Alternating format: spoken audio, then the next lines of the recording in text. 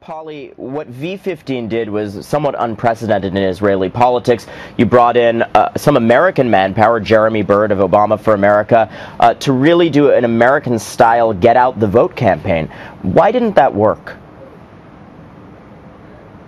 Well, we think it did work. Actually, the percentage of voting in Israel and the national percentage of voting went up, and it went up specifically in the areas where we worked.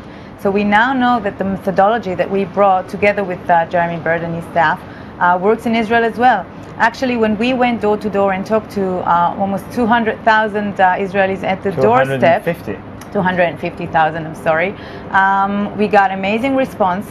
And then later on, this morning, we saw that they did come out and vote.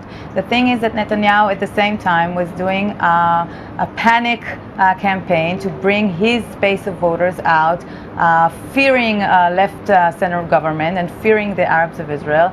And he just gave us a very big fight. And together, we raised the percentage of voting in Israel in general. I think V15 campaign has changed campaigning in Israel forever. And I can also tell you that we are extremely proud, not just of the results we brought in terms of percentage, but also at the tens of thousands of volunteers that were part of this campaign, the 100,000s of supporters that we got. I think today we got so many emails and comments saying, please don't stop. You created this wonderful thing for Israel.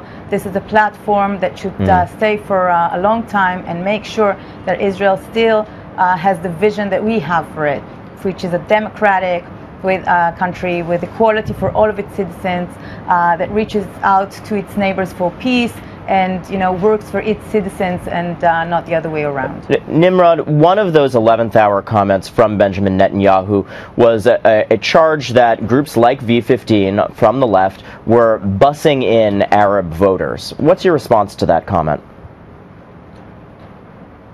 Well, our voters are citizens of the country, and in democracy everyone has the right to vote. And if the Prime Minister decides to say something like that, sorry, this is absolutely racist. This is something that shouldn't be even spoken out loud. I do not expect from a Prime Minister to say such things when we grew up on values of liberalism, values of equality, that all men are equal under God's eye. I don't really realize how he allowed himself to say something like that. This is a real damage to the Israeli fabric of society for many, many years.